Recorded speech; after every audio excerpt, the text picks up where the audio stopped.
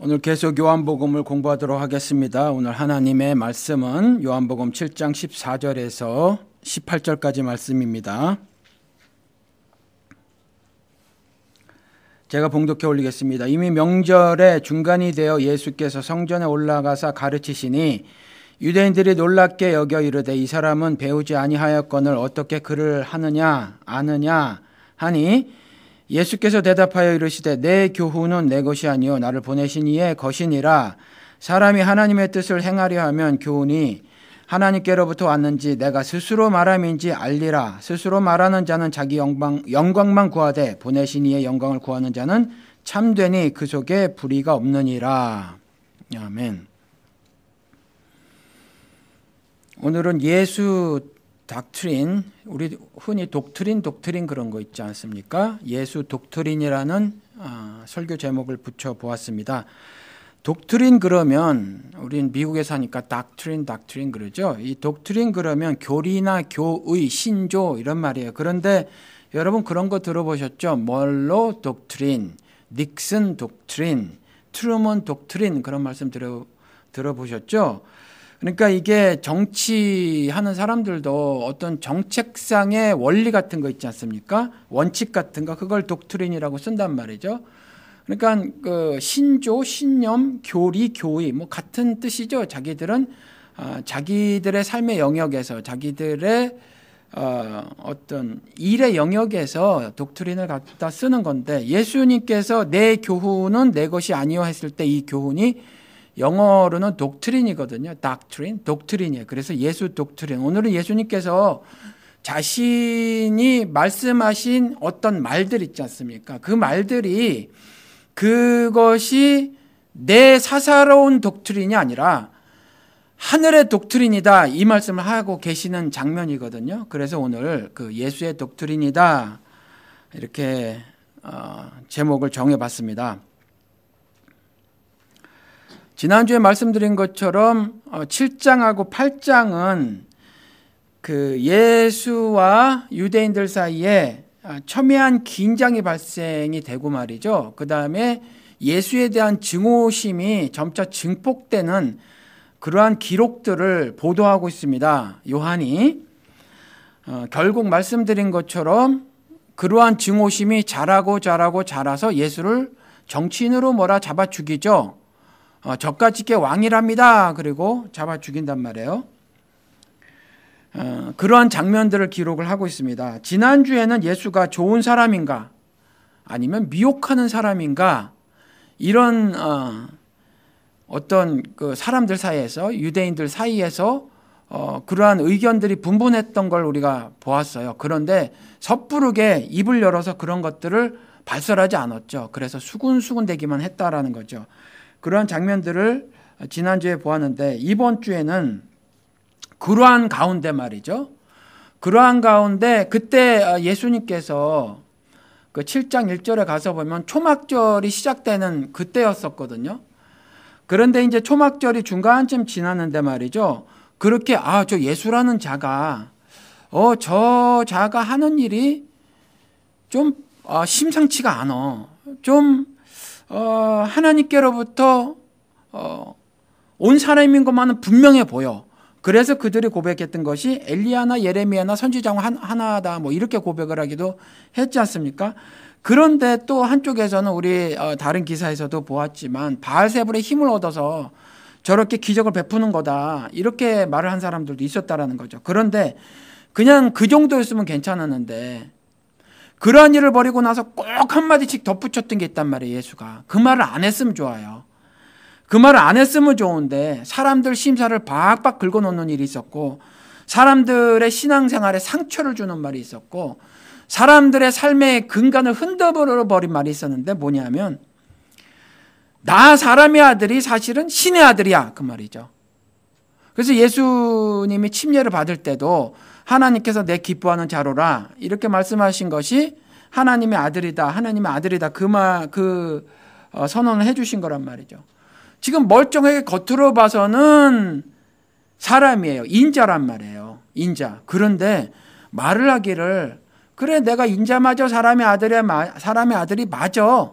요셉과 마리아의 아들이 맞아. 그런데 그 인자는 인자인데 그 인자가 사실 너희들이 갖고 있었던 성경에 예표됐던 그 인자여서 나는 사실 인자는 인자인데 신의 아들이란다. 하나님의 아들이란다. 이 말을 꼭 덧붙이는 거예요. 이 말을 꼭 덧붙이는 겁니다. 그러니까 듣고 있었던 사람이 신성을 모독하는 것 같기도 했고 막 그러니까 난리가 났던 거죠. 그렇죠. 사람이 말이에요. 누구나 다 그래요. 내 생각이 깨지면 괴롭습니다. 내가 지금까지 가지고 있었던 생각들 그것이 부서지면요. 못내 괴롭죠. 저는 20대 때 이것을 경험을 했고 힘들어 했었던 적이 있어요. 그런데 왜 힘드냐 하면 제 고집 때문에 그런 거거든요. 고집 때문에. 그런데 아무튼 이 얘기는 제가 설교 시간에 여러 차례 들어서 뭐 어떤 지식 하나 가지고 좀 안 친구가 있었는데 제가 잘못 학교에서 잘못 배운 거니까 한국에서는 역사를 잘못 가르쳤으니까.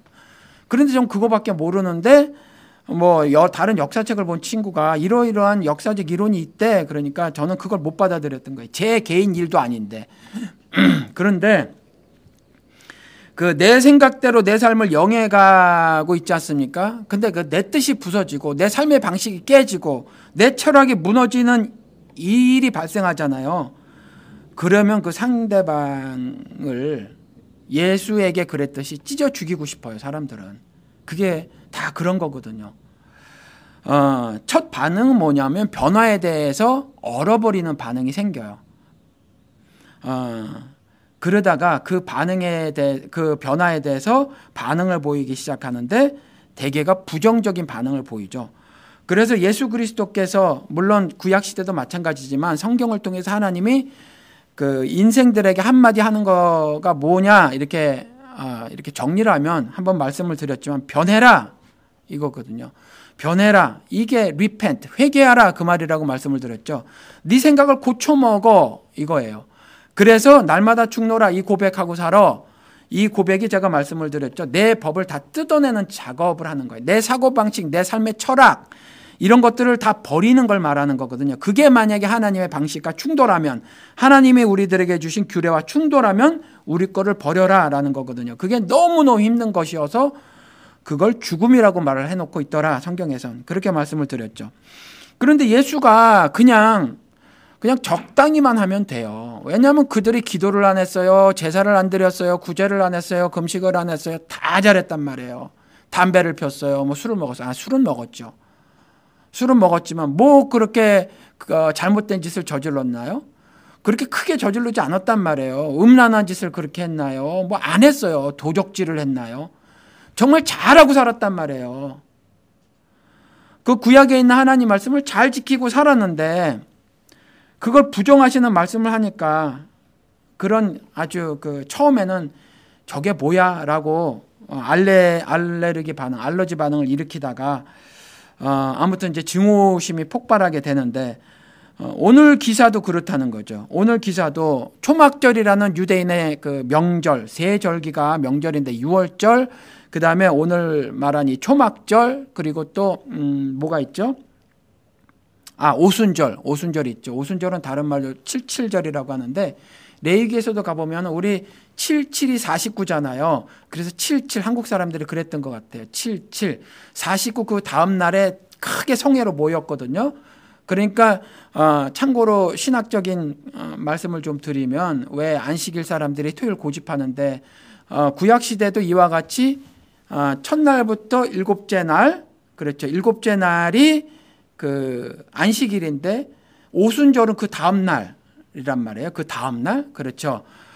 그날이 명절이죠. 절대로 지금 말하고 있는 그 안식일이 아니에요. 오순절은. 그러니까 아무튼 77이 49 지난 그 다음 날 오순절, 사도행전의 오순절도 마찬가지거든요. 날짜로 계산해서 그날이라는 거죠. 아무튼 이렇게 3대 절기 중에 하나, 유대인들이 크게 즐기던 지내던 그 절기란 말이에요. 특별히 초막절은 이게 초막, 장막, 텐트잖아요. 텐트인데 그래서 어떤 영어 번역은 Feast of Tent라고 말해놓고 어디는 Feast of Tabernacle이라고 말하죠. 그런데 이 장막에서 제사를 드리기도 했기 때문에 아마 타버나클이라고 했던 것 같아요. 그래서 뭐 수장절 같은 말이에요. 장막절 다 같은 말입니다. 이 초막절 절기를 지켰는데 특별히 7월 15일서부터 지켰단 말이죠. 7월 15일부터 7일 동안 지켰는데 이것도 정확하게는 7일이 아니라 그 다음 날, 안식일 그 다음 날도 지켰다는 거죠. 그래서 총 8일 동안 사실은 지켰어요.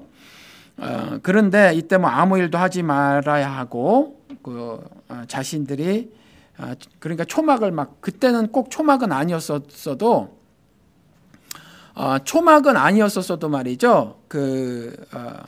자신들이 특별히 초막을 이렇게 짓고 그 안에서 지내면서 그 초막절 절개를 지켰다라는 거죠. 그런데 광야 40년 생활 동안에 이들이 맨날 이동해야 되니까 이렇게 텐트를 지고 또 텐트를 젓고 절로 이사 가서 또 텐트를 짓고 그랬잖아요. 그 광야 40년 동안에 자신의 조상들에게 하나님께서 은혜를 부어주신 것이 감사해서 지켰던 절기가 이 초막절이란 말이죠. 그런데 이게 유대 히브리력으로 7월 15일부터라고 그래요. 그런데 이게 요즘 달력으로 치면 9월, 10월 그렇게 된대요. 그러니까 아마 우리나라로 치면 추석 아니면 미국 같으면 추수감사절 요때랑 되게 맞물리는 그런 시기였나 봐요. 절기상. 그래서 뭐 먹을 것도 좀 있었는지 뭐 어쨌는지 그랬던 것 같아요. 그래서 매일같이 이 사람들이 매일같이 화제로 제사를 드렸거든요. 짐승 잡아 죽이고 매일같이 그러면서 하나님께 희생제사를 드리고 마지막 날에는 특별히 대회로 크게 다 모였어요. 다 모여서 그렇게 제사를 드리던 그런 때에 그렇지 않아도 저 인간 저거 뭐야? 저거 그냥 뭐 병만 고쳐주고 떡 조금 갖다가 맛을 불어서 먹여주면 그것으로 그냥 고마운 사람이었는데 그런 일을 이렇게 버리고 나서 꼭 했던 말이 있단 말이죠. 지가 신이라는 거예요. 자기가 내가 생명의 떡 그렇게 말하면서 생명의 떡을 먹어라 즉 믿어라. 너희들이 눈으로 보고 있는 사람의 아들 요셉과 마리아의 아들 그런데 그게 예표됐던 신의 아들 그게 나야 내가 믿음의 대상이야 이렇게 말을 해버리는 거예요. 그러니까 지금까지 자신들이 알고 있었던 그 믿음의 근간이 흔들리잖아요. 그렇죠. 이들은 성전을 가지고 있었고 제사를 드리고 있었단 말이에요. 1년에 한 번 제사를 드릴 때 1년 동안에 자기들의 삶의 모든 걸 그날 가서 다 토설해내고 그러니까 제사를 드리면서 그 1년간의 모든 삶을 다 정리하고 그랬었단 말이에요. 그와 같이 굉장한 의미의 제사를 드리는 그런 때였는데 그렇죠. 그러니까 이 사람들의 삶의 근간까지 다 흔들어 버리는 거예요. 자신들의 사고 방식, 삶의 철학 방식 뭐 이런 걸 다 깨부수는 말을 했던 거란 말이죠. 예수가 그냥 먹여만 줬으면 모르는데 병만 고쳐줬으면 모르는데 꼭 그거 하고 난 다음에 그와 같이 토를 달아버리니까 그것도 오늘은 지난주에 수군수군 거렸단 말이에요. 저게 좋은 사람이야? 혹은 미혹하는 사람이야? 그런데 그것도 드러내놓고 말도 못하고 속으로만 그랬는데 오늘은 예수가 어디로 가요? 14절에 명절의 중간이 되어 예수께서 성전에 올라가서 가르치시니 이제 성전에 난입하는 겁니다. 예수가 77절 초막절 다 즐거이 보내고 있었단 말이에요. 제사를 드려요. 그것도 매일같이 제사를 드리고 그다음 제물을 나눠 먹고 막 마시고 술 마셨다고 했단 말이에요. 마셨죠. 이때 이 사람들이. 그러니까 막 즐겁게 포도주도 마시고 제사도 드려서 자신들이 깨끗하게 됐다는 어떤 영적 기쁨도 누렸는데 끝나고 나서 온 가족들 그리고 친지들 다 모여서 그 떡을 뗐단 말이에요. 함께 얼마나 기쁜 그런 시간이었는데 예수가 올라가서 그 기쁜 명절의 중간쯤 돼서 성전에 올라가서 가르치시더라. 그렇지 않아도 저게 좋은 사람인가 미혹하는 사람인가 근데 사람들이 두려워서 그것을 내놓고 말하지 못한 어떤 그런 분위기에서 사실은 예수가 그리 알려진 사람은 아니란 말이죠. 당시의 어떤 제사장들이라든가 아니면 요한 같은 사람이라든가 이런 사람들이 더 유명했을 거예요. 그런데 어디서 듣도 보도 못한 사람이 뭐 일부 지역에서는 알려졌지만 이상한 일을 벌인대 병을 막 고친대 그래서 먼 데까지 소문이 나기는 하기는 했었어요. 소문이 나긴 했었는데 이가 뚝 들어오더니 막 가르치는데 이게 심상치 않은 거예요. 이 예수의 입에서 나오는 말이 심상치가 않은 겁니다. 그래서 15절에 가서 보니까 유대인들이 놀랍게 여겨 놀라는 거예요.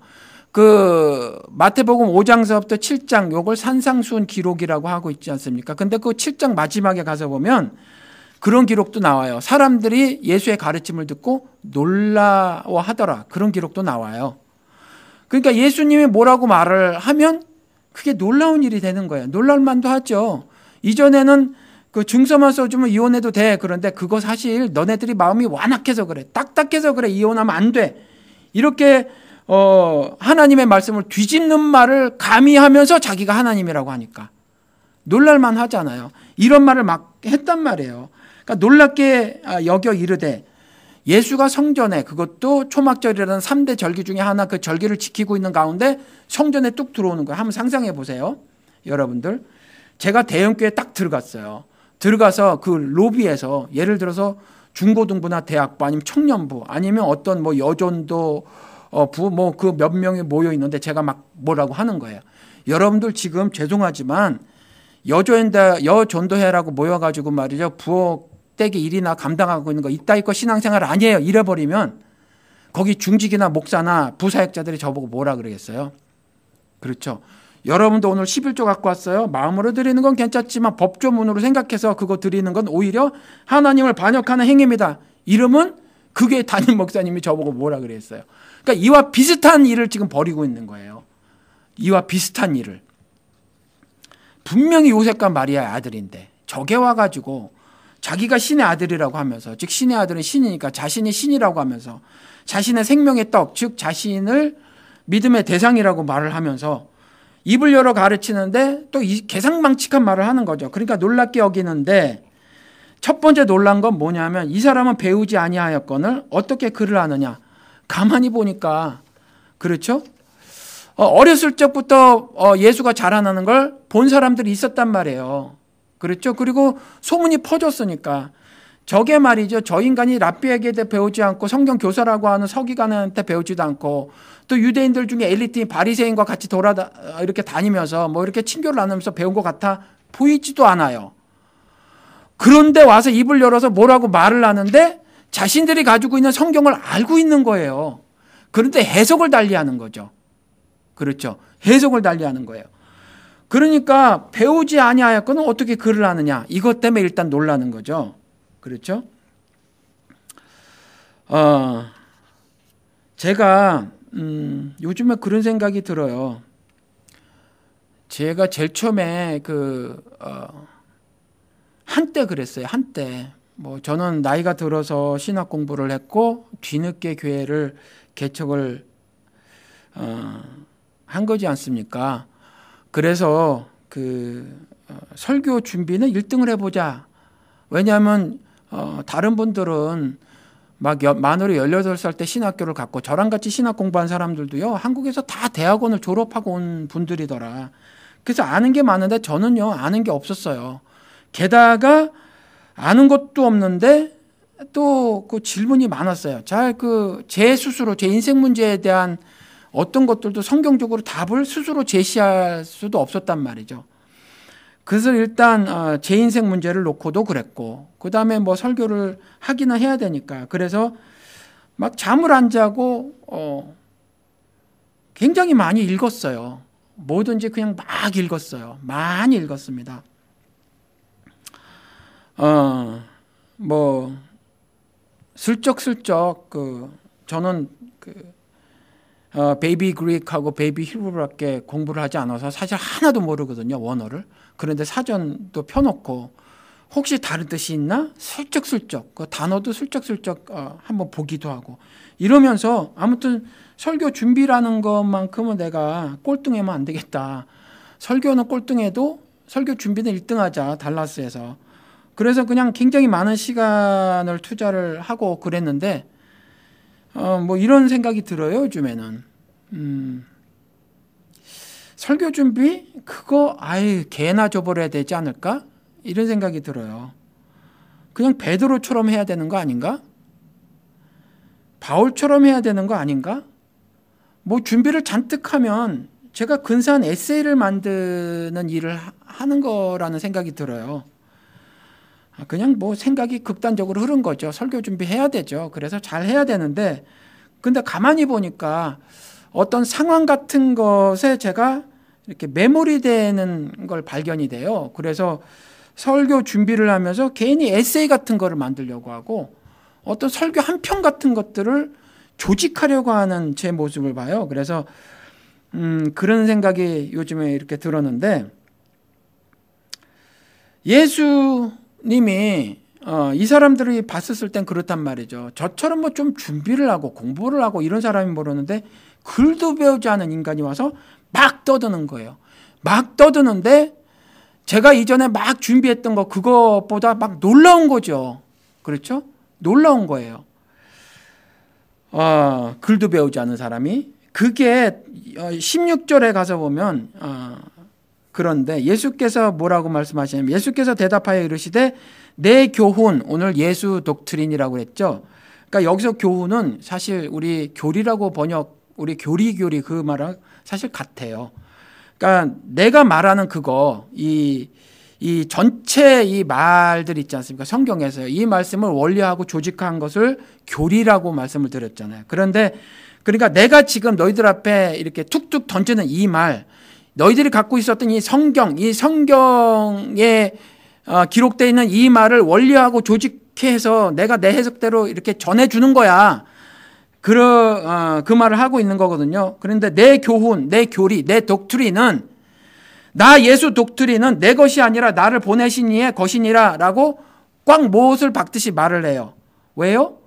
이들의 반응이, 성전에서 듣고 있었던 사람들의 반응이 아니라는 얼굴이란 말이죠. 가만히 예수가 이렇게 말을 전하는데 듣는 청자들의 표정이 아니라는 거예요. 의심이 가득한 얼굴이고 점차 증오의 표정으로 바뀌더라. 7장 8장 그 보도를 하고 있다고 말씀을 드렸죠.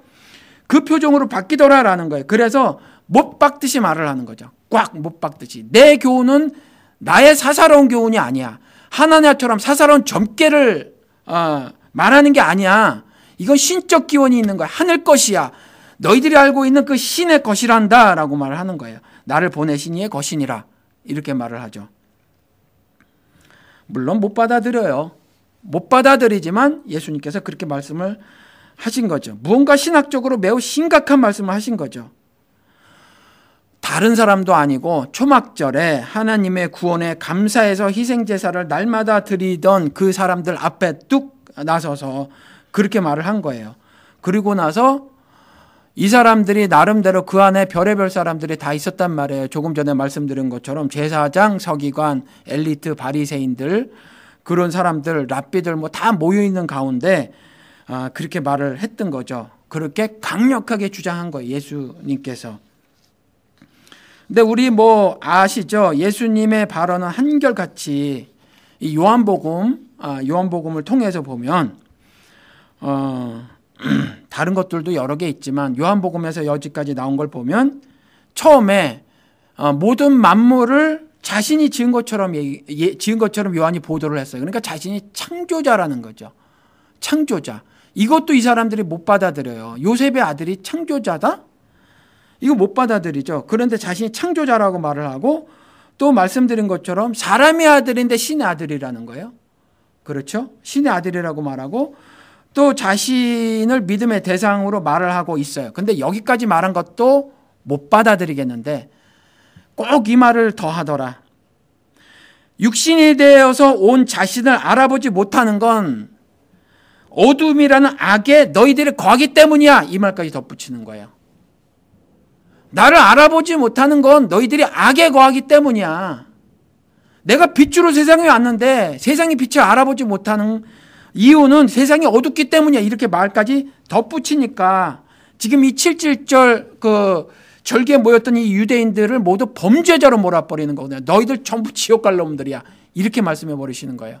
끔찍하죠. 그리고 듣기가 얼마나 싫겠어요. 제가 굉장히 요즘에 괴로워하는 것 중에 하나인데 한번 말씀을 드린 것 같아요. 기자들이 독자의 비위를 맞추려고 하면 붓을 꺾어버려야 한대요. 그리고 그렇게 하는 걸 마사지 한다라고 언론계에서 말을 하거든요. 언론계에서 이런 거죠. 천하남은 1인 잠수함을 타고 온 북한의 잠수함에서 폭파되었다. 이건 뭐 3살짜리도 들으면 웃을 얘기잖아요. 아주 이 세상에 미국보다 더 훌륭한 그 기술을 갖고 있는 거죠, 북한이. 아마 미국도 그 일 못할 거예요. 1인용 잠수함을 타고 와가지고는 그 배 구멍도 못 뚫어요, 여러분. 그렇죠? 요만한 바늘구멍도 못 뚫어요. 거기에 장착할 수 있는 미사일이 뭐가 되겠어요, 어뢰가. 이렇게 하는 걸 마사지라고 한대요. 이렇게 거짓말하는 걸. 그런데 제가 설교할 때 자꾸 마사지를 해요. 그냥 예수처럼 막 저지르고 싶은데 잘 못 저지르고 마사지를 합니다. 그래서 요즘 되게 괴롭고 그래요. 근데 아무튼 예수님께서 그렇게 말씀을 하시더라. 여러분, 이스라엘이요, 하나님이 택하셨죠? 근데 하나님이 택하셨다고 죄를 안 짓나요? 우리가 이거 믿음 없는 사람들이 질문하는 건데, 왜 하나님이 다 알고 다 아시면서 왜 그렇게 하셨냐? 왜 거기에 선악과를 심어 놓으셨냐? 뭐 이런 질문들이 있잖아요. 그리고 또 선하신 하나님께서 사랑하신다며 지옥이라는 세계는 왜 만들어 놨냐? 뭐 이런 것들. 우리 사울 있죠. 하나님께서 기름 부어 주셨잖아요. 우리 목사들도 무슨 오디네이션이라고 말하죠. 우린 목사 안수 그러는데 올데인 받는다 뭐 이렇게 말하잖아요. 기름 부음, 구약 시대에 기름을 부었다고 하는 것이 예를 들어서 어떤 이런 이렇게 돌 이런 거에도 기름 붓고 하는 거 있었지만 사람에게 기름 부었다고 하는 건 이와 같이 어떤 지도자로 세우거나 사명을 줄 때 그렇게 기름 부었다고 하는 건데, 그러니까 요즘으로 치면 이 올디네이션이라고 하는 거 그런 거랑 비슷한 것 같아요. 근데 사울이 사무엘을 통해서 하나님께서 올디네이션을 하신 거죠. 기름을 부어 주셨는데 사울은 죄를 짓죠. 그럴 수 있다는 거예요, 여러분. 그걸 아셨으면 좋겠어요. 이스라엘 하나님이 선택하셨다고 죄를 안 짓나요? 죄를 짓죠. 근데 이스라엘이 신앙의 오류에 굉장히 많이 빠졌어요. 그 기록이에요. 이스라엘, 너희들 참 잘했어. 그 기록이 아니에요. 구약은 이스라엘이 너희들 왜 이렇게 그 모양이야 라고 징책의 말씀을 계속해 놓고 있는 것이 구약의 말씀이에요. 왜냐하면 죄를 짓고 난 다음에 그 가시와 엉겅퀴가 나는 데서 살고요. 그런 데서 살다 보니까 막 자신들이 개간해야만 했었단 말이죠. 개간해야만 했었으니까 그냥 자신의 능력대로 힘대로 실력을 쌓아서 그렇게 막 살았단 말이에요. 그러다가 나중에는 살만한 것 같아서 막 탑싸가지고 하늘 끝까지 닿게도 해보고 막 이러려고 했던 것들이 인간인데, 그 이스라엘이 똑같이 그와 같은 짓을 저질렀거든요. 그러니까 하나님의 말씀을 손에 쥐고도 이와 같이 신앙의 오류에 빠진 적이 이스라엘 역사의 대부분이었더라라는 거거든요. 그 중에 예를 하나만 드려 볼게요. 그 열왕기하 17장에 가서 보면 하나님께서 이렇게 말씀하고 계십니다.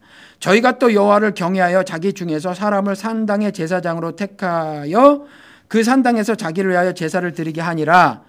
이와 같이 저희가 여호와도 경외하고 또한 어디서부터 옮겨왔든지 그 민족의 풍속대로 자기의 신들도 섬겼더라.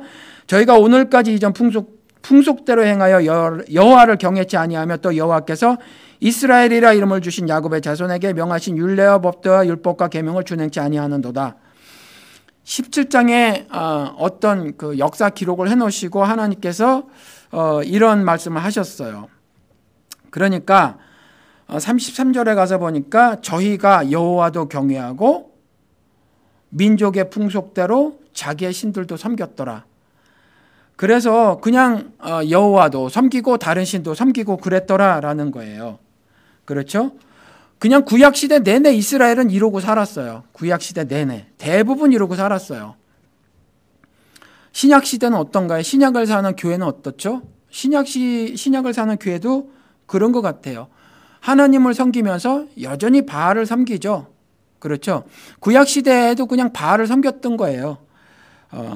그냥 여기에서는 지금 그 풍속대로 그 땅에 토속신들을 섬긴 거로 나오지만 그 토속신들이라는 것이 대부분 바알 신의 성격을 가진 신들이었다란 말이죠. 다 나의 정신적, 물질적 보다 나은 나를 만들어주겠다, 그런 신들이었단 말이죠. 대부분이. 그렇죠. 그런 신들이었는데 신약시대도 그렇죠. 지금 그렇게 살고 있는 것 같아요. 아무튼 이 17장에 가서 보면 그 앞에 나온 말씀을 좀 드리면, 그 이스라엘 가운데 그 사마리아 지역에 그 지역을 다스리던 왕이 호세아예요. 그런데 그때 그 아수르의 실질적 지배를 이스라엘에 받고 있었거든요. 조공을 바쳤어요. 아수르에게 조공을 바치고 그랬었는데, 그때 그 호세아 왕이 갑자기 이런 생각을 갖습니다. 우리가 좀 강국들이 우리 주변에 있는데 너무 이렇게 일방적인 그 피해를 당하고 살지 않으려면 좀 머리를 써야지, 외교 정책을 잘 세워야 될 것 같아, 이렇게 생각을 해가지고 아수르에게 바치던 조공을 바치지 않고요, 이집트에게 사신을 막 파견하고 하면서 그 그 이집트 정책을 펴고 그래요. 그러니까 아수르가 조공을 받다가 안 내고 있는 이걸 보고 나서 아수르를 쳐들어갑니다. 그래서 호세아 왕을 잡죠. 그래서 감옥에 쳐넣어 버리고, 그리고 3년 동안 에워싸 버려요. 이때부터 이제 사마리아가 개떡 같은 지역이 되는 거죠. 그래서 사마리아에 있었던 이스라엘 사람들을 아수르로 포로로 잡아가고 그다음 그 인근의 지역으로 막 끌고 가는 거죠. 그리고 아수르 사람들을 그 사마리아 지역으로 이주시키고 그 인근의 다른 나라 사람들을 글로 막 이주시키는 거예요. 작은 지역에 이주를 시키고 말이죠. 그 피지배 민족들이 얼마나 많은 고초를 당하겠어요. 이때 유대인들의 그 혈통적 정통성은 완전히 부서지죠. 물론 이전에도 구약 시대에도 보면 사실은 그 많이 섞인단 말이에요. 섞이긴 하지만 이때 이제 사실은 지금 현대의 이스라엘 사람들이 자신들의 뭐 혈통적 정통성을 주장하지만 사실은 아니에요. 이때 다 부서진다라는 거죠. 이럴 때에 또 그 하나님께서 이스라엘을 남북으로 갈라놔 버리세요. 남북으로 갈라놔 버리시고 그리고 또 그때 이제 그런 상황에서 아수르가 막 그와 같이 악행을 저지르는 걸 보고 하나님께서 그 중에 몇 사람을 죽이시거든요. 그 중에 몇 사람을 죽이시니까 그때의 아수르가 이렇게 생각을 했던 거예요. 그때 중동 지방에서는 다 여러 신들을 섬기는 것이 가능하다고 생각했어요. 이스라엘 포함. 여러 신들을 섬기는 것이 뭐가 잘못인가. 이스라엘 사람들도요, 나 위에 다른 신이 내게 있게 말지니라, 이걸 알고 살았어야 되는데 그걸 대부분 모르고 살았던 거죠. 그래서 이런 것을 보고 생각을 했던 거예요. 우리 그 그 사마리아 지역에 있었던 그 사람들이 섬겼던 신이 누군가 알아봤어요. 그랬더니 여호와라는 신이래요. 그래서 그 신을 섬기게 했던 거예요. 그러면서 어떻게 했냐면 여호와를 섬기게 하려면 여호와의 법과 규례대로 섬기게 해야 되는데, 물론 그렇게도 했어요. 그래서 포로로 잡아갔던 제사장을 데리고 와서 그렇게 섬기게도 했고, 더불어서 산당 같은 데, 이미 있었던 건 산당 같은 데서 자기 마음대로 자기 사람 중에서 제사장을 세워버려서 여호와를 섬기게도 하고 자기들을 섬기게도 했단 말이에요. 이것이 죄인지도 몰랐어요.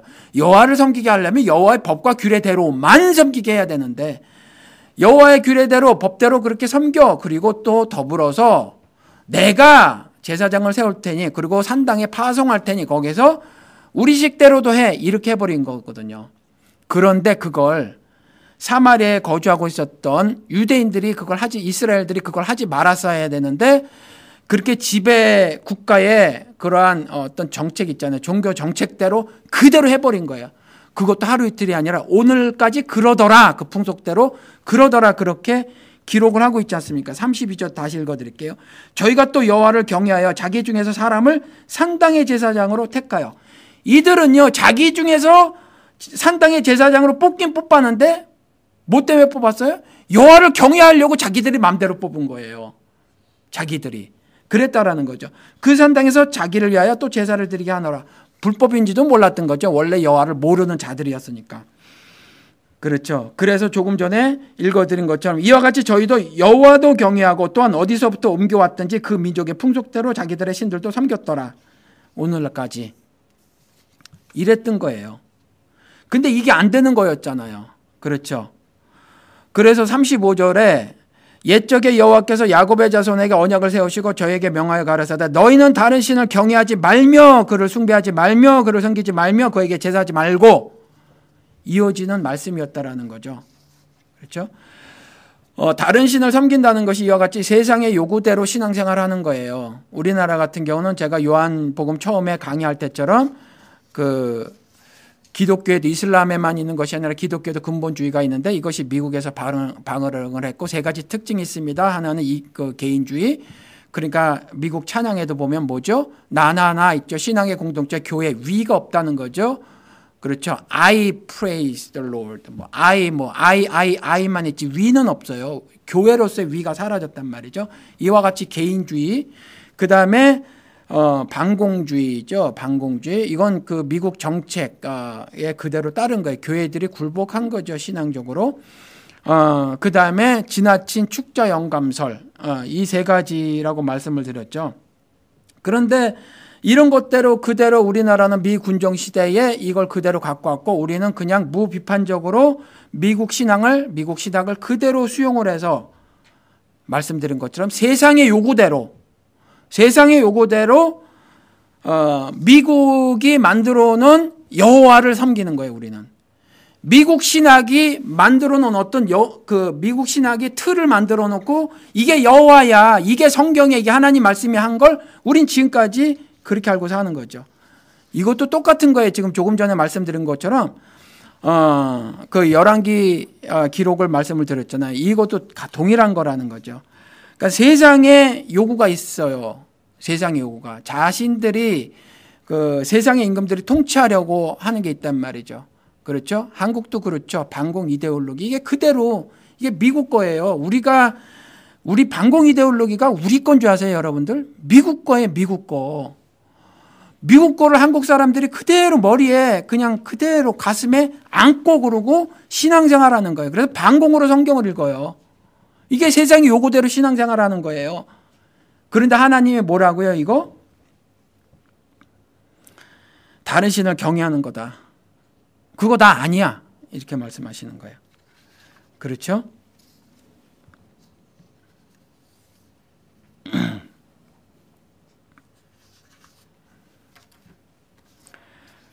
그런데 이와 같이 지금 제가 이 말씀을 드린 거는 이스라엘 사람들이 말이죠.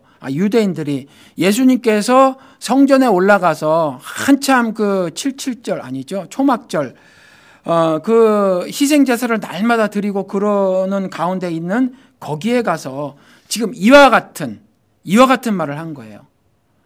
그러니까 하나님께서 이때 구약 시대에 이들이 사실 몰랐단 말이에요. 뭐가 잘못됐지? 나는 하나님을 안 섬기는 게 아닌데, 나는 하나님을 섬기는데, 하나님 섬기는 거 맞아요. 그런데 뭐 좀 아기를 많이 낳고 싶어서 다산의 신을 좀 섬기면 안 되나요? 농사 좀 잘 되게 하기 위해서 풍요의 신을 좀 섬기면 안 되나요? 우리 이웃들도 다 그러고 있는데. 그러면 안 되나요? 근데 안 된다라는 거잖아요, 지금 이게. 안 된다. 근데 유대인들이 말이에요. 유대인들이 이거 한번 말씀을 드렸어요. 이들이 성전 중심의 신앙생활을 했죠. 그렇죠. 그럴 수밖에 없었을지 몰라요. 성전에서 자신들의 어떤 아이덴티티 그걸 확보할 수 있었으니까 죄를 졌는데 죄인이지만 그래도 chosen people 선택된 백성으로서의 회복을 성전을 통해서 이들이 획득할 수 있었으니까 성전이 굉장히 중요했죠. 지금 교회보다 훨씬 중요했죠. 그렇다고 해서 성전에 매몰된 신앙생활을 하면 안 되는데 이와 같이 그랬단 말이에요. 지금 교회 중심의 신앙생활 동일한 거예요. 이와 같은 거라든가 자신들이 정결주의를 만들어서 율법적인 신앙생활하는 거 이거 무효. 예를 들어서 거듭나는 건 깨끗해지는 게 아니야 이렇게 말을 하는 거죠. 우리 이거 지금 한국 기독교도 있어요. 뭐 깨끗해진다라고 하는 거. 근데 거듭나는 건 깨끗해지는 것이 아니라 죽은 다음에 다시 사는 걸 말하는 거야 라는 거죠. 그래서 세례를 통해서 죄를 씻는 게 아니라 침례라는 것을 통해서 죽음과 부활의 신앙 고백을 하고 살아야지 라고 예수가 말을 하는 거죠. 그리고 치유를 육신의 치유로만 아는 것도 신앙, 그런 신앙도 다 무효. 그리고 들어와도 육체적 복을 받고 나가도 환경적 복을 받는다는 신앙도 무효. 그리고 11조 내서 내 창고를 가득 채우겠다고 하는 신앙도 무효. 그러니까 너희들 금식, 기도, 구제, 지금 심지어 드리고 있는 제사까지도 다 무효. 성전에 올라가서 이 말씀 한 거예요. 이 말씀. 구약시대 이와 같이 내가 여호와를 안 섬기는 게 아닌데요 하나님이라고 했던 사람처럼 이 유대인들도 하나님을 섬겼는데 이와 같이 문제점들이 보이는 걸 갖다가 이렇게 지적을 하는 거예요. 제가 지금 구약 하나 예를 갖고 온 것처럼 아마 더 길게 말씀하셨겠죠, 예수님도. 그렇죠. 이렇게 무효를 해버린 거예요. 그리고 나서 말씀하시기를 이것이 진짜 하늘의 교훈이다 이렇게 말하는 거죠. 이것이 진짜 하늘의 교훈이야. 내가 사사로이 하는 게 아니야. 너희들은 성경을 잘못 읽고 있어. 그렇죠? 그래서 제가 안타까워서 여러분들에게 많이 말씀드린 거, 성경에서 돈 읽으면 안 되고, 성경에서 성공 읽으면 안 되고, 성경에서 도덕적 업그레이드 읽어도 안 되고, 성경에서 종교적 품성 함양 읽어도 안 되고, 성경에서 십자가의 도를 읽으셔야 한다. 복음에는 의가 나타난다고 했으니 하나님의 의를 읽어내야 한다라고 말씀을 드린 거란 말이죠. 그렇죠. 그런데 하나님의 의를 읽어야 하는데 성경이 전부 다 나를 위한 것, 나를 기록하고 있는 것이라라고 말씀을 하고 계시는데 거기서 그냥 법 만들어서 법 해석하고 법 적용하면서 하는 거란 말이에요. 그거 안 된다고 77절에 그 행사가 진행되는 그 가운데 불쑥 난입해서 그렇게 말씀을 하니까 예수를 향한 증오심이 불타오를 수밖에 없었더라라는 거예요. 예수님께서 친절하게도 이 말씀을 덧붙여 주십니다. 내가 말하는 거 이와 같이 지금 너희들이 신앙생활 잘못했다고 내가 지적을 하지. 그런데 의심이 가잖아.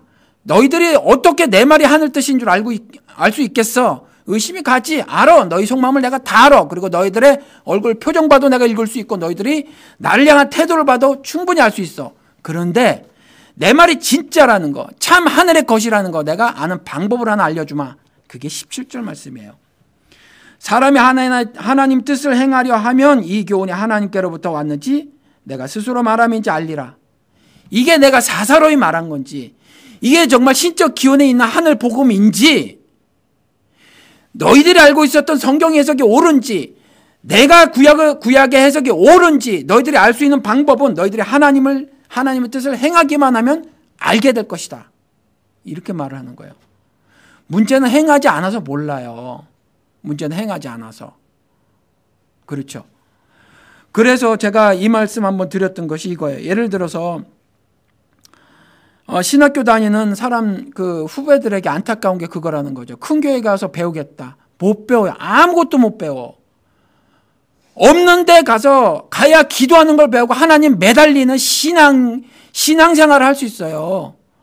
그래야 한 말씀을 전하게 되더라도 이 성경 말씀을 내 것화돼서 내 언어로 전할 수 있는 거예요. 아니면 그냥 책 보고 남의 거 앵무새처럼 전달하는 것밖에 안 돼요. 그렇잖아요. 하나님의 뜻대로 행해야 한단 말이에요. 예를 들어서 우리 집사님 기도한 것처럼 말이죠. 내가 가진 것이 얼마나 소중해요. 요즘 같은 때에. 그런데 그걸 내 주머니에서 빼면 손해거든요. 빼면 손해예요. 여지까지는 거짓말을 들었단 말이에요. 반드시 채우시는 하나님. 채우시긴 뭘 채워요? 안 채워요. 예수의 제자들이 다 잡혀 죽는 거 보시면 알잖아요. 그렇잖아요. 그렇죠? 베드로가 내가 목숨 다 걸고 인생 다 걸어 당신 쫓았는데 내가 무엇을 얻으리까? 뭘 얻긴 뭘 얻어? 영생 얻지. 이거로 끝이잖아요. 그렇잖아요. 기복신앙 때문에 채우시는 하나님 이렇게 돼버린 거지. 내무 손해지 뭐가 이득이에요. 그런데 그런데 내가 1불을 내고 10불을 내고 100불을 내면서 하나님, 내가 여기다가 주신 것이 다 하나님이시고 심지어 내 목숨까지라도 거두시는 이가 당신인 것을, 그것을 내가 지난 한 주간 꽈먹고 살았는데요, 이 자리에 와서 다시 기억나게 해주시니 감사합니다. 여기에 믿음 담습니다 라고 하는 거죠. 그렇게 살아보는 거죠. 그렇잖아요. 내가 지금 65시간을 일하지 않으면 힘들 것 같잖아요. 못 살아낼 것 같잖아요. 그래서 신앙생활하는 게 자꾸 힘이 떨어지잖아요. 피곤하니까. 근데 하나님을 믿고 살아보는 거죠. 굶으면 굶으리라, 죽으면 죽으리라 해보는 거죠. 그리고 제가 많이 강조했던 거, 사람들이 듣기 싫어했던 거, 세금 내셔라. 비즈니스 하는데. 그렇잖아요. 웃기고 있네. 저 목사 사업 안 해봐서 그래. 해봤다니까요. 이전에 사업 안 해봐서 그래. 세금 내면 망하는데 세일스 텍스 그대로 다 보고해봐. 인컴 텍스 다 보고해봐. 망하는데 차라리 망하고 신앙을 지키시라니까요. 근데 정말 망하게 하실지 한번 해보시라고요. 한번. 그러잖아요. 근데 안 해보면 몰라요. 17절 다시 읽어드릴게요. 사람이 하나님의 뜻을 행하면 그 하나님 그리스도의 말씀이 예수가 인간 요셉의 아들로 사사로이 한 말인지 아니면 하늘의 말인지 알게 될 것이다. 안 살으니까 몰라요. 신앙생활을 안 하니까 몰라요. 알 방도가 없어요. 만날 설교 들으면 아나요? 몰라요. 몰라요. 아내가 이런 말을 했어요, 어저께. 저희 장모님이 지금 재활산태에 들어가셨어요. 굉장히 건강하셨고 젊은 분들보다 더 빨리 걸으셨어요. 그런데 뭐 인펙션이 뭐 생겼는데 피해. 그것 때문에 걷지도 못하시네요. 갑자기 기력이 빠지고 어저께는 빵을 드시면서 빵을 3번이나 떨어뜨리셨대요. 급속도로 악화되는데 뭐 매일같이 찾아가 보죠. 뭐 하루에 10시간 나가 있으면서 저녁 때 또 갔다 집에 오니 얼마나 피곤해요. 그래서 옛날부터 그랬단 말이죠. 병관 3년에 효자 없다. 그랬단 말이죠. 근데 어제 그러는 겁니다. 저한테. 내가 사모라는 게 말이 안 돼. 이렇게 말을 하는 거예요. 내가 사모라는 게 말이 안 돼. 무슨 얘기 하나 들어봤어요. 내가 내 친엄마에 대해서도 이만큼 사랑할 줄 모르는데 이웃에 대해서 사랑한다고? 그건 거짓말이야. 저한테 이렇게 말을 하더라고요. 그건 거짓말이래요. 매일같이 성경을 읽는데 조금이지만 성경을 맨날 읽으면 뭐해? 하고 자책을 하더라고요. 아내지만 제가 다 모르는 부분이 있어요. 다 모르는 부분이. 그런데 만약에 본인의 고백대로라면 저는 나름 위로를 해 주었지만 이 자리에서는 이렇게 말을 할 수 있다는 거죠. 안 살아봐서 그래요. 하나님 뜻대로 안 살아봐서 그래요.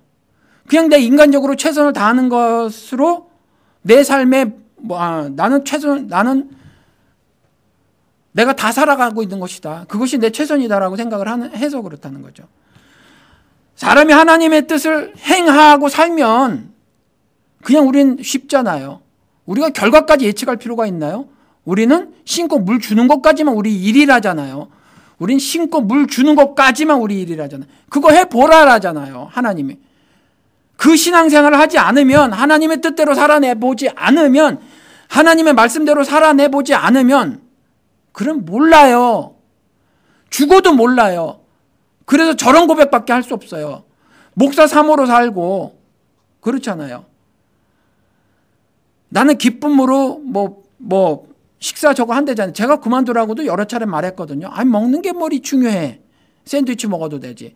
그런데 그건 자기가 기쁘대요. 그래서 한대요. 그러면 뭐예요? 저렇게 몇 년을 살면 뭐예요? 결국 나오는 고백이 뭐예요? 나는 사모로 자격이 없어. 나는 내 삶이 거짓말이야. 성경 읽으면 뭐해? 이런 고백을 하는 거예요. 세 문장에 다 압축이 된 거예요. 3문장에. 그렇잖아요. 그 인생들, 그 사람들의 가슴속을 다 읽고 계신 하나님이 그리스도께서 말씀하시는 거죠. 하나님 뜻을 행하지 않았기 때문에 모르고 있는 거야 지금. 17절 말이 그거예요. 한번 살아봐. 하나님을 신뢰해봐. 나를 신뢰해봐. Trust in God 그러잖아요. 신뢰하고 살아봐. 그럼 알게 될걸? 그 말씀하시는 거예요. 그래야 예수의 독트린을 알게 됩니다. 그래야 알게 돼요. 그래야 살아갈 수 있어요. 한 가지 더 힌트 더 주셨어요. 18절에. 스스로 말하는 자는 자기 영광만 구하되 보내신 이의 영광을 구하는 자는 참되니 그 속에 불의가 없느니라. 우리 보세요 지금. 그죠? 저 황 목사 입만 열면 난 비판이야. 그것도 못 알아보니까 비판하는 거예요. 그것도 못 알아보니까. 세상에 수백억을 횡령해 먹은 사람도 세계적인 주의종이라고 지금도 떠받들잖아요. 뭐예요 여기에? 자기 영광을 구하잖아요. 자기 영광을. 이거 힌트예요. 예수님이 직접 가르쳐 주신 힌트. 그렇잖아요. 스스로 말하는 자. 그렇죠. 스스로 말하는 자. 사사로이 말하는 자. 예수가 말하는 거예요. 예수는 사실 사사로이 말씀하셔도 되는 분이에요. 되는 분. 그렇죠. 나는 스스로 아무것도 할 수 없노라. 왜요? 모든 걸 다 하실 수 있는 분이죠. 되는 분도 이렇게 말씀하시는 거예요. 난 스스로 아무것도 할 수 없노라. 난 사사로이 말하지 않노라. 근데 이렇게 사사로이 말하는 그 자는 자기 영광만 구하더라 라는 거예요. 누가 자기한테 종이라고 말 안 하고 종님이라고 말하는데 가만히 있잖아요. 그건 가짜란 말이에요, 여러분. 내 앞에 세계적인 수식어가 붙잖아요. 그건 가짜예요. 우리 목사님 참 좋아. 그런 말 듣고 가만히 있잖아요. 그거 가짜예요. 우리 목사님 설교 잘하셔. 그거 칭찬 듣고 있잖아요. 가짜예요, 여러분. 능력 있는 주의 종이야 소리는데 가만히 있잖아요. 가짜예요. 그래서 금요 철야 예배 때 장풍 쏘는 인간들 가짜예요. 자기 손을 통해서 뭐가 나가요? 모세의 손을 통해서도 안 나가는데. 그렇잖아요. 모세의 손, 모세 지팡이를 통해서 뭐가 돼요? 아무것도 안 돼요. 우리 배웠잖아요. 하나님이 하시는 거. 그렇잖아요. 삼손의 머리카락이 뭐야? 아무것도 아니지. 그냥 박박 미루면 아무것도 아니잖아요. 근데 자기들이 7시면 7시, 7시 반이면 7시 반에 정해놓고 요이 땅 하고 기도하면 무슨 능력이 나갈 것처럼 행동하는 그 인간들 전부 가짜예요, 여러분들. 가짜. 그렇잖아요. 미국 흑인이 말이에요. 한국 목회자 컨퍼런스에 와가지고 주강사로 와서 막 하는데 그 나이가 많은 사람들도 있더라고요. 보니까 화면에 보니까 제가 보니까 전부 미쳤어요. 하얀 수건들을 깔아놓고 떼굴떼굴 굴면서 막 각혈하는데 진짜 피가 나오더라고요. 요만큼 막 이렇게 엄지손가락 요만큼 피가 나오는 사람도 있더라고요. 그리고 그러겠죠. 그들은 마귀가 지 몸속에서 나왔다 그러겠죠. 그러잖아요. 전부 미친 거예요. 미친 거. 이 말씀을 반복해서 드려요. 왜? 아직도 마음이 그쪽으로 쏠려 있으니까. 그러니까 여러분들 이 예수께서 말씀하신단 말이에요. 이렇게 말씀을 전하든지 아니면 뭐 하든지 간에 여기에 이 자리에 선 것이 거들먹거리는 위치가 되면 그건 가짜예요. 자기 영광을 구하는 거기 때문에. 그래서 목사가 누군가에 대해서도 제가 지난 방송에서 말씀을 드렸어요. 전 너무 많이 왔구나.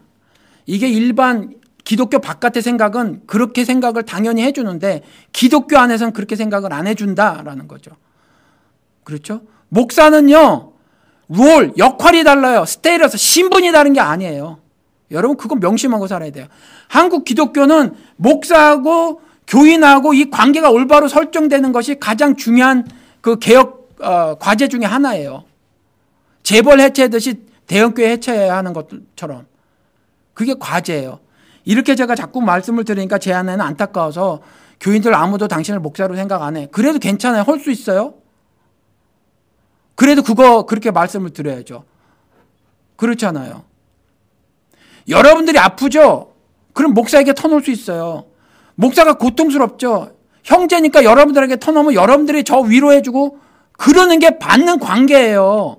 목자는 그리스도밖에 없다니까요. 목사는 머리가 아니에요. 그리스도가 머리고요. 목사는 손일 수 있고 발일 수 있고 여러분이 눈일 수 있고 코일 수 있어요. 그냥 지체예요. 목사도 똑같이 지체예요.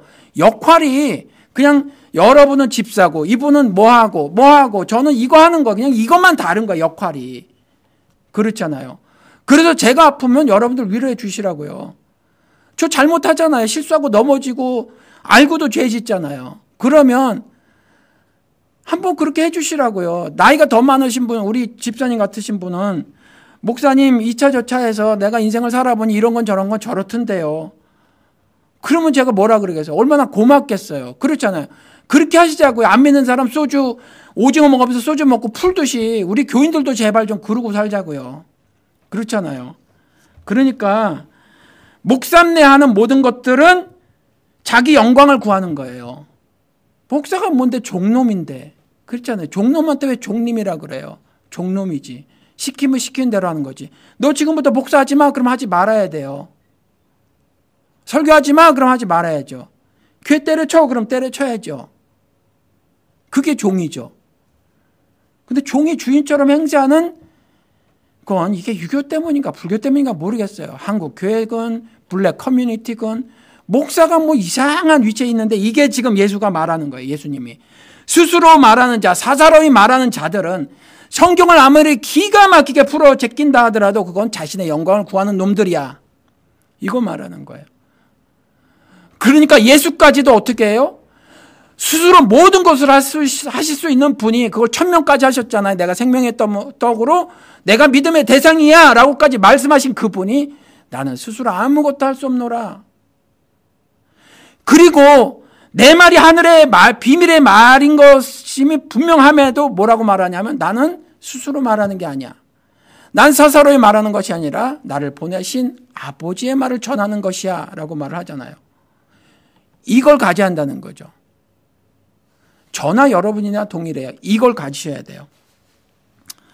말씀을 마치겠습니다. 예수 독트린을 깨달으려면 하나님의 뜻을 신뢰하고 실천해보는 길이 유일해요.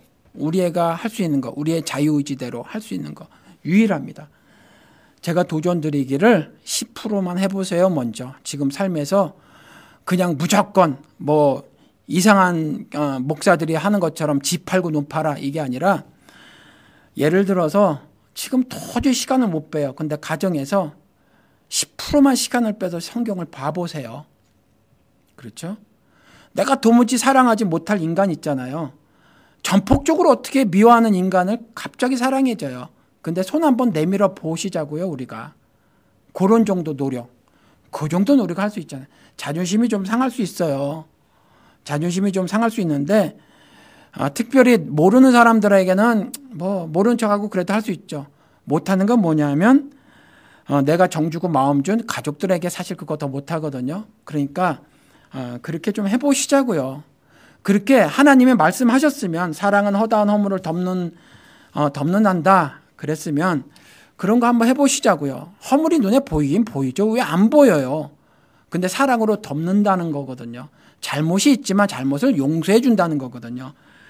그렇게 한번 해보시자고요. 지난주 말씀드린 것처럼 미워하지는 않지만 사랑하지 못하는 죄를 저지르고 살지 마시자고요. 우리가. 그래서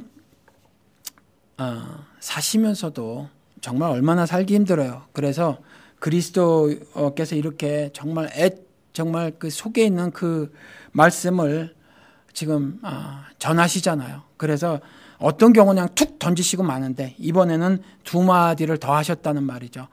어떻게 하면 사사로이 하는 말인지 아닌지 구분하는 방법도 말씀하시고 그리고 또 실천 사항까지 그렇죠? 그렇게까지 말씀하셨으니 이 말씀을 듣고 여러분들이 예수의 육성의 말씀을 들으시고 마음에서 막 환란이 좀 일어나셨으면 좋겠어요. 그리고 그런 가운데 조종하는 시간을 기도하시면서 가지시고 하나님 말씀대로 차라리 하나님 내 환도뼈를 쳐주세요 하고 무릎 꿇고 기도하고 또 하나님이 힘 주시면 그 힘 가지고 그와 같이 실제로 하나님 뜻을 살아내심으로 예수 독트린을 잘 깨달아 기쁨이 넘치는 삶을 사시기를 주님의 이름으로 축원을 드립니다.